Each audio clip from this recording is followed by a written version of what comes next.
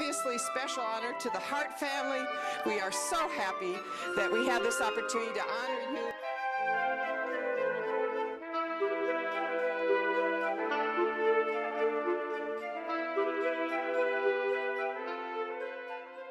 How wonderful to have back the 8th president of Ferrum College. I'm the 10th president. When you think about Ferrum's going to be 100 years old in 2013-14, that's pretty good that we've had 10 presidents during that time, and we're so honored that Dr. Hart and his wife Carolyn and the family can be with us today. Those of you who are Hart family members, Hart relationships, please stand, and we want to say special welcome to all of you.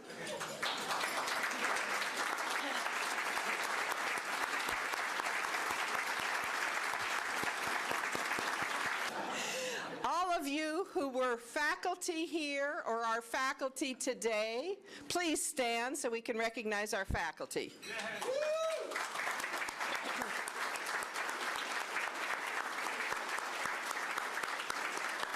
Students and alum, I know one of the things we heard about alums have told us over and over when I visit with them, Dr. Hart was always there. He came to every athletic event, he came to every event, he shook hands, he knew the names of students. We've heard around the table, people worked in the Hart home and they learned how to serve coffee and do it all. Students, alums, please stand. Those who are with us today who are from that time or currently. That's great, including Mike Ferguson. You know, when this idea first came forward, it was Dr. Jody Brown, who came to me along with some other faculty who'd been here before, and Kathleen Holt-Smith, and a couple of the alums, and certainly Dr. Jim Davis and Dr. Doug Ford. They said, you know, we had the honor and opportunity to serve with the president who made a big difference on this campus. What if we do some kind of tribute for the Hart family? And I said, that'd be great. I'm going to tell a little story. It's pretty true. You know, presidents exaggerate a little, but it's pretty true. I think Jody said something about, wouldn't it be nice if we had kind of a plaza for, you know, the presidents, and we could kind of maybe have busts of the presidents there. I go, that is not a good idea. That's not true. It's not a good idea to have presidential busts anywhere. We know that. Students do interesting and creative things to those.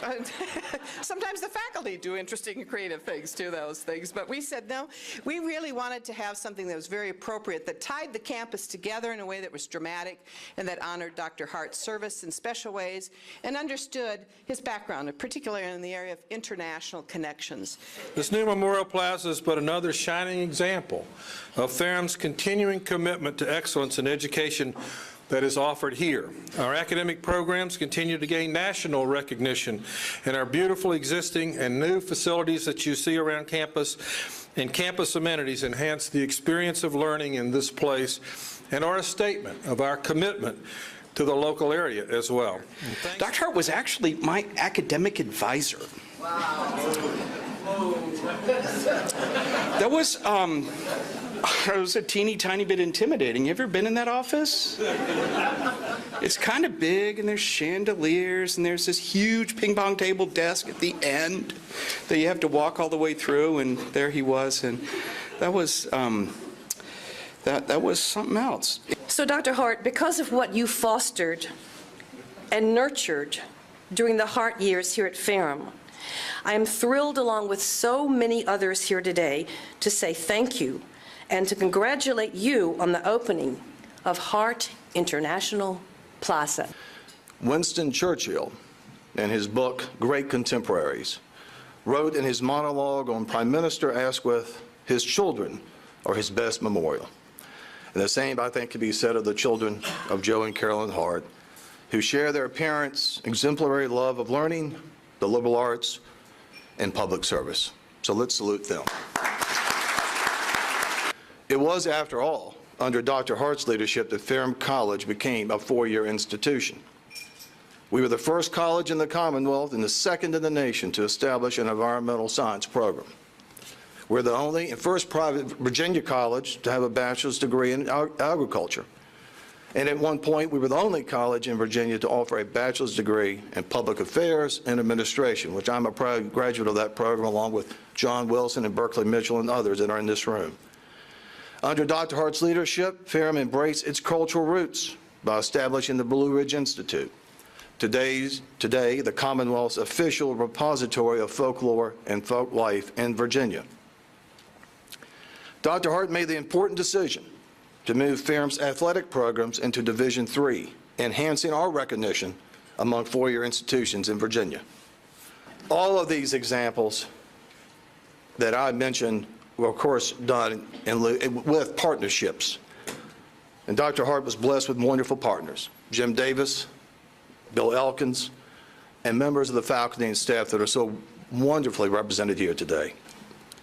The Greek poet Sophocles, one must wait until the evening to see how splendid the day has been. Dr. Hart, there is no better time than now, surrounded by your wonderful wife and your children, your friends and colleagues, and the college that loves you, to reflect on your own splendid days at Ferrum, an era of great energy, vision, and innovation. Thank you.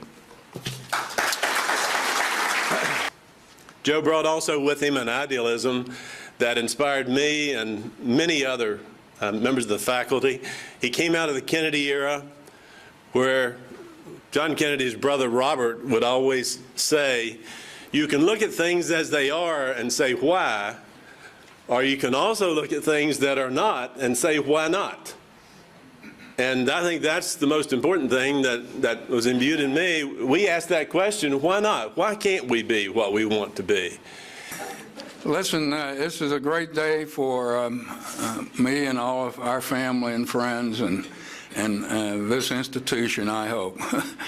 We are very fortunate, all of us here today, to have the experiences that we have had here at this college and with people here at this college. That is what college it really is. I hope that the Plaza can facilitate meeting other people and learning from other people and with other people, and that we can benefit our motto of not self but others and extend that through this new facility.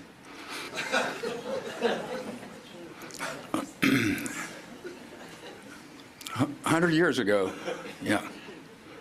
Dr. Benjamin Beckham was roaming this state, drumming up support for opening a school here at Ferrum. That happened in 1913. And from Beckham to Broughton, boy, what a ride. And I'm just very fortunate to have been able to be on that ride with my family and with all of you. It is what made everything work. It's what made everything possible, like Jim said. And I am entirely grateful in every way, and my family joins me in that.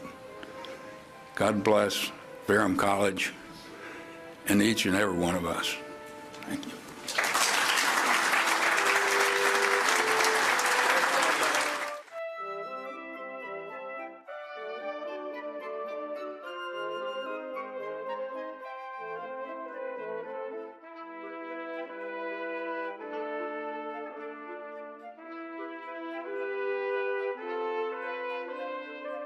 Well, this is quite an honor for my family and myself to have all our friends and family here to share our experiences at Ferrum College a few years back. And it is a wonderful opportunity to emphasize not self but others, and all the other folks that are here that have meant so much to us and our family, and to Ferrum College, and to Virginia. And we're grateful for this experience.